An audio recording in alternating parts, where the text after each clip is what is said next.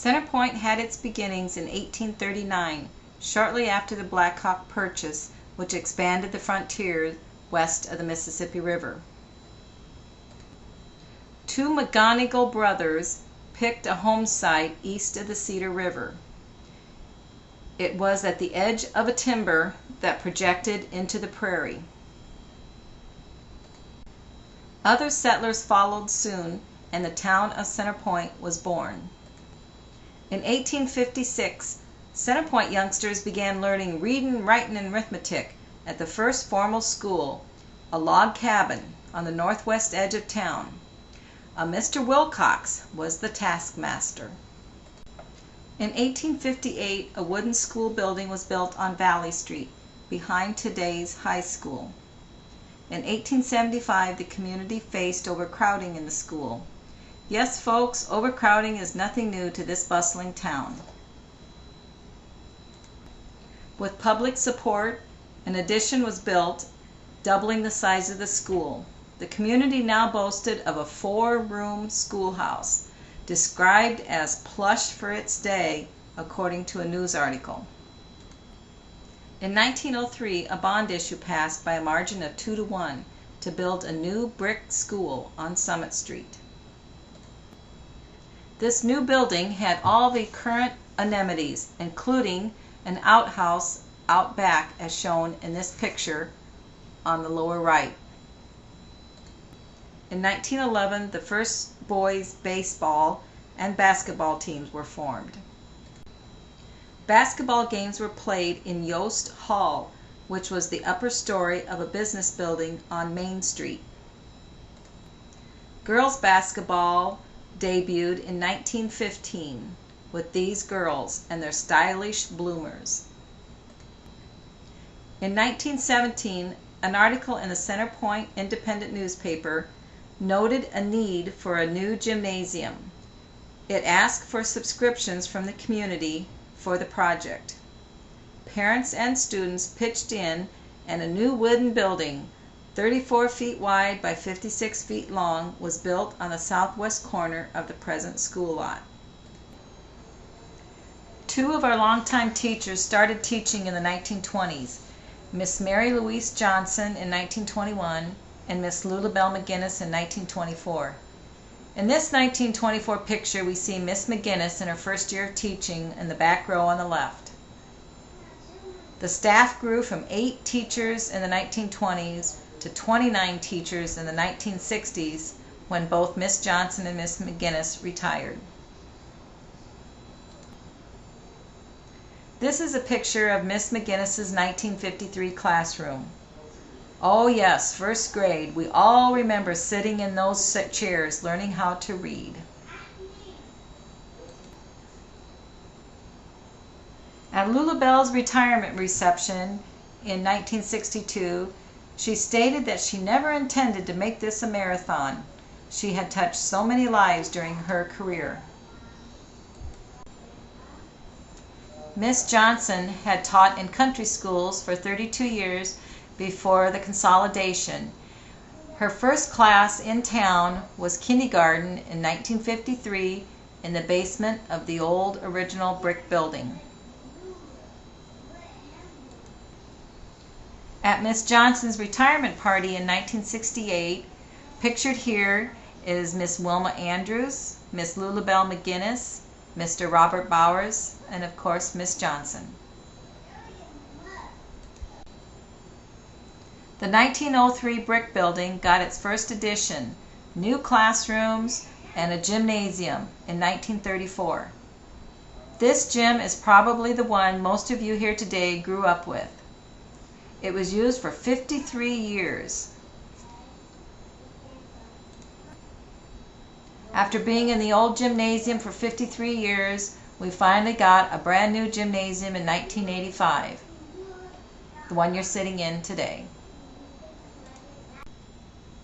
In 1938, Center Point made the national news when the high school students protested with a strike. They chained the doors of the school in a 5-day strike to protest the firing of Alfred Pierce, the principal and high school coach, and 2 other teachers. The baseball season was to start in 1 week. Mr. Pierce was held in high esteem in the town, having won a contest in the weekly paper for the most popular man, the man who had done the most for Center Point. Shortly after midnight on Tuesday, April 12th, students entered the school building through a coal chute. When the staff came to work that morning, the doors were barricaded with heavy planks, chains, and block and tackle. The sign read, "No Pierce, no school." The only entrance was a second-floor door at the top of a narrow fire escape.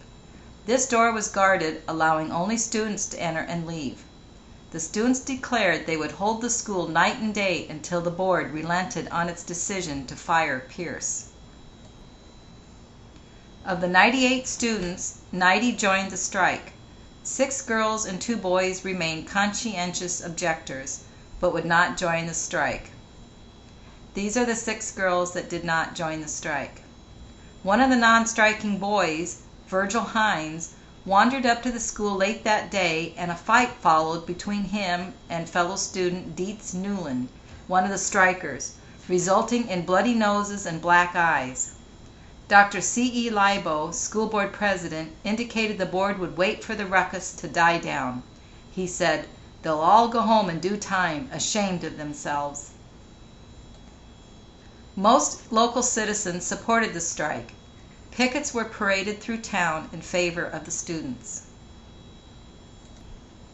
WMT Radio broadcast student statements from the school. This Gazette newspaper article shows students crowded around a radio broadcasting the students' demands. The students asked that either all teachers be retained or the remaining 2 also be fired, making a clean slate. Through Thursday and Friday, students and board members continued negotiating. This newspaper photo shows students passing the time with a music session. Thursday afternoon, a parent, Ed Craig, tiring of the strike, went to the school and took home his son David to help shell corn. "If you're not going to school, you might as well work," he said. Finally, on Saturday afternoon, after students met with 45 parents to discuss options, 5 parents and 5 strikers met with the school board members to try once again to come to a consensus. The strike ended that day at 4 p.m. when the board agreed to meet every demand of the students, retaining all teachers until the end of the school year. Immediately, 3 of the board members resigned. Dr. Libo, the board president, commented, "This is not a comedy. It is a very serious matter when a group of students can take over public property and use strong-arm methods to protest against a school board decision." Other fallout from the strike included the removal of Center Point from the Iowa State High School Athletic Association for 1 year. Residents recall today how other students would taunt the Center Point students at athletic and music events for many years to come. It was in 1947 that rural schools started talking about consolidating. In 1948, Sam Lewis Sr. was hired to drive the first bus, which picked up students from the Alice area. Sam Lewis Jr., also pictured here, was hired to drive the afternoon route. In this picture, we see the Alice students and their bus in 1948. In this 1960 photo, we see Dale Mathis driving his tractor and pulling a wagon full of children. Muddy conditions made many roads impassable for school buses. Here he delivers 10 children safely to school. In 1947, the school hot lunch program was started. The kitchen was in the basement of the 1903 building. A Mrs. Hattie Rogers was the first head cook. She planned the menus and did the shopping. 2 women helped her, and high school girls cleared the tables. In this picture, students are going through the lunch line, filling their plates. Students were served a fine lunch for 25 cents a day, or $1 per week. How many of us remember the walk-in cooler where you could get the milk for your classroom afternoon snack? Mrs. Ida Grubbs taught for 10 years at the West No. 3 Country School, and then 5th grade for the next 20 years. In this photo, she was seen with her daughter Jetta at her rural school.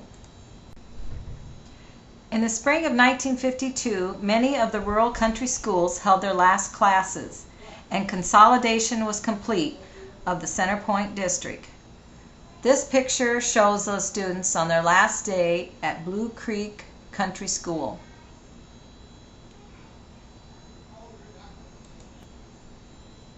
That fall, there were 211 high school students and 99 elementary students. This jump in enrollment soon made it necessary for additional classroom space.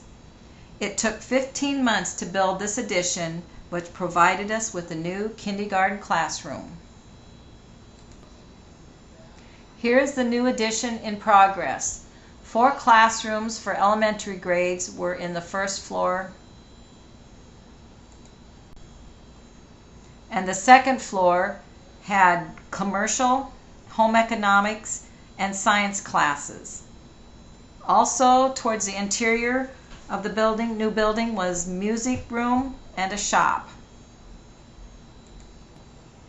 Other building additions were constructed in 1957, 1961, and 1968.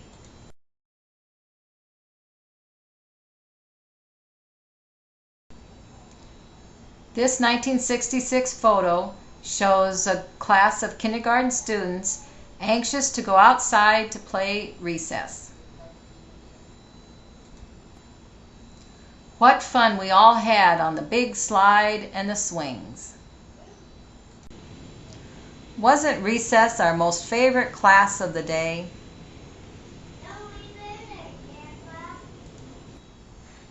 An especially successful era for boys baseball began in the mid-40s, in large part due to a young man by the name of Bob Bowers who coached for a total of 14 years, 1946 to 54 and 1958 to 61. This included 17 district appearances, 2 sub-states, and 2 trips to state.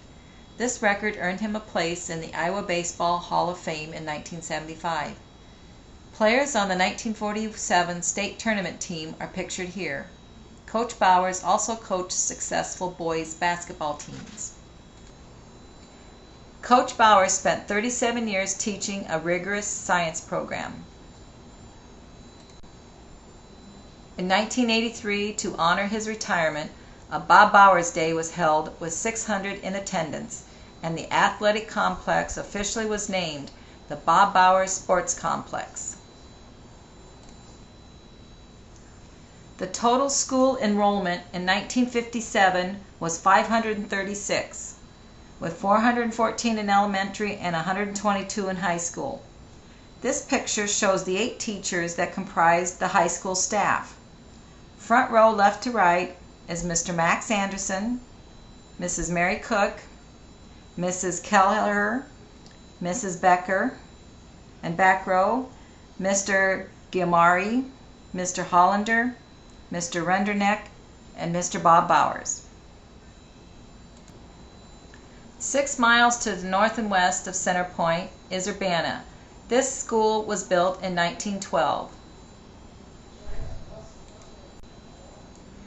This picture was taken in 1919. Many additions have been added to the building over the years. The fall of 1989 brought the beginning of Urbana and Center Point schools sharing programs, and then in 1993 the districts merged to become the Center Point Urbana Community School District. When they merged, the Urbana School became the middle school with students in 5th grade through 8th grade. Before the merger, Urbana's mascot was the Mighty Cyclone, as shown here. Center Point's mascot was the Pointer Dog.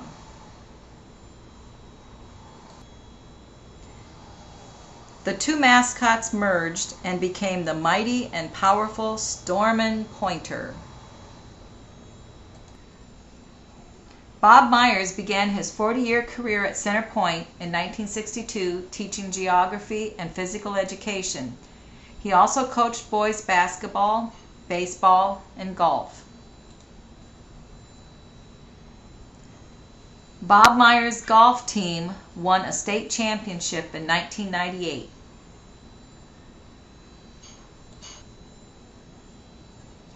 In 1970-71, the girls' basketball team was in the Sweet 16 with Max Anderson as head coach.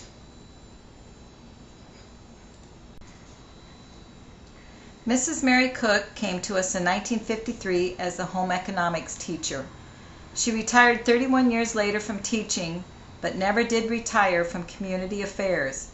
When she died in 2002, her absence was felt at the First Christian Church, the Garden Club, the Historical Society, the American Legion Auxiliary, and the library.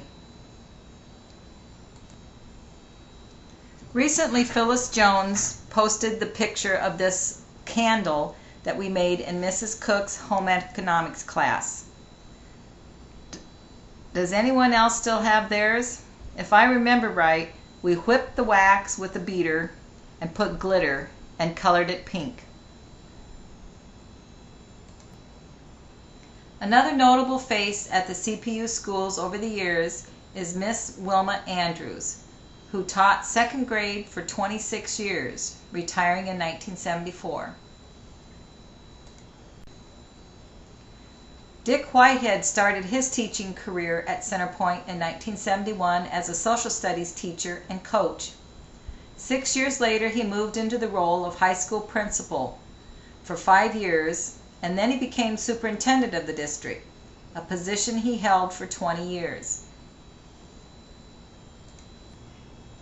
We can never forget those trustworthy bus drivers who drove us to and from school and extracurricular activities.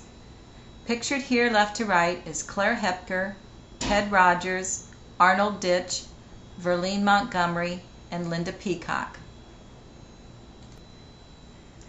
Given this community's love of football, it may come as a surprise that the program was started and dropped many times over the years. It had its beginnings in 1922 as pictured with this team. It wasn't until 1964 that the team was finally here to stay.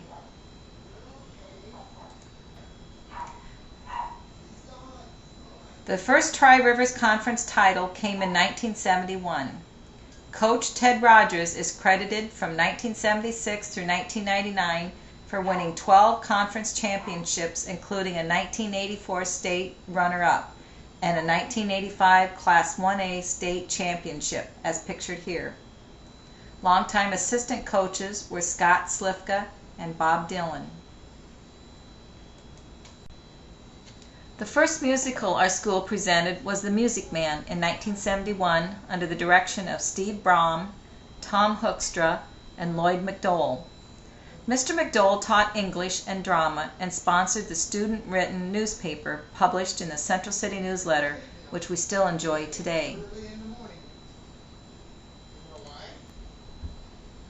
A 1971 school board photo shows, front row left to right, Kenneth Weir, Robert Swanson, Ed Freeman as president, Mary Holman secretary, John Schwiebert superintendent. Standing is Jim Sherman and Vern Oliphant.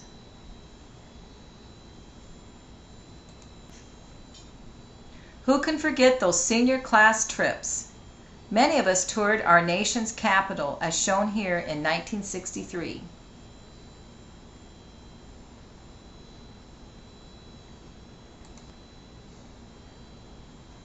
Here's another senior class trip. This class of 1981 went to Florida.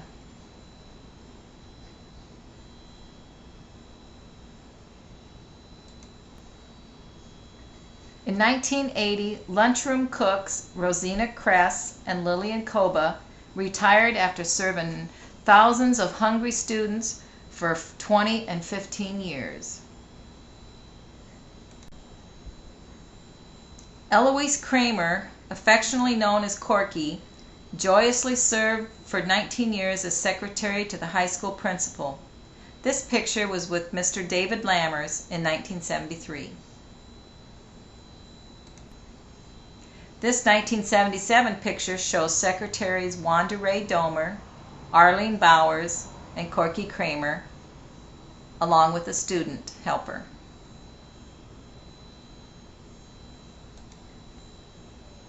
"1988 found our school winning the 2A State Jazz Band Championship under the direction of Paul Clark.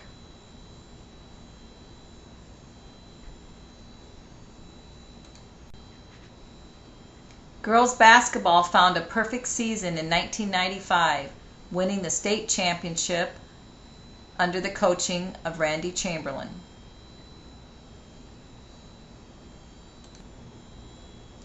Mr. Paul Jewell was guidance counselor at CPU from 1993 to 2001. He was named Iowa High School Counselor of the Year in 1997.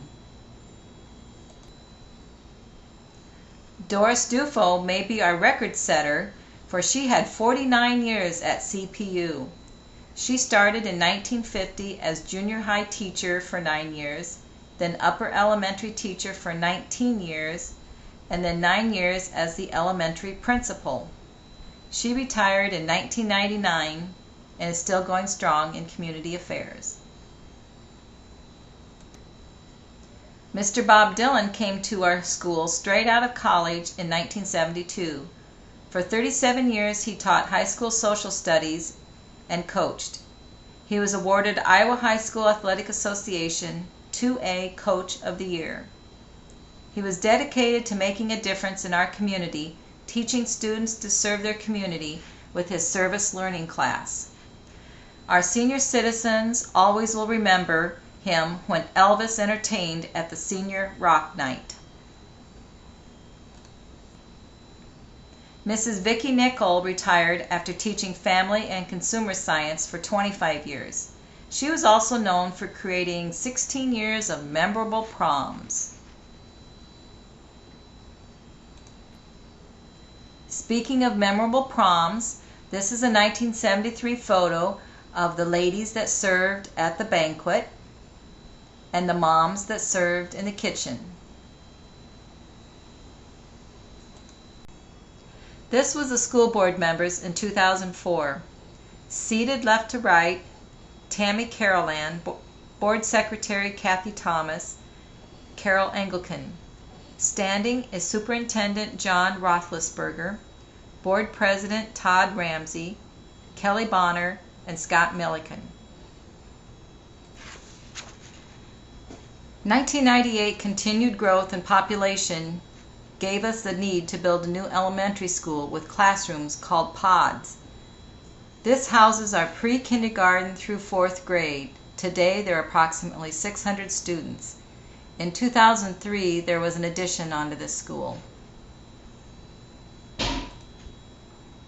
This building is a beautiful state-of-the-art elementary school, and it is located next to the athletic fields behind the high school. Today, the Centerpoint Urbana Community School District serves 1,300 students in a 90 square mile area. In Urbana, 425 students are served at the Urbana Centerpoint Middle School. These are students in grades 5th through 8th. Today, the school campus between Summit Street and Valley Street is home to 380 high school students. If only those classrooms and hallways could talk, what a story they would tell. The 1903 building has served this community well. This picture here shows the main entrance to the high school. Centerpoint has always had an exceptional school. But just as citizens experienced 150 years ago, there's always a need for building a bigger and better school to grow with the population. Today, CPU is in the process of building a new high school on 35 acres located just behind the present high school. To give you perspective, this is an aerial photo with Valley Street on the right just behind the school. The green patch in the middle is where the new building will sit, with Urbana Blacktop to the north and Iowa Street to the south. Here is an architect's drawing of the front of the new building. This $14.2 million project was started this spring, and its completion is scheduled for fall of 2011. We were very fortunate to receive a $500,000 grant given to us for the energy efficient design. This building is designed to consume 50% less energy than a typical building. This is a view of the rear of the building. The construction will be in 2 phases. The current high school is 96,000 square feet, and the new high school will be 110,000 square feet, with 90,000 in phase 1. This drawing shows the first floor plan. The front door at the bottom in the middle, office areas in blue, the academic wing to the right, the kitchen area, a commons area, a music area, and the gymnasium area in the yellow.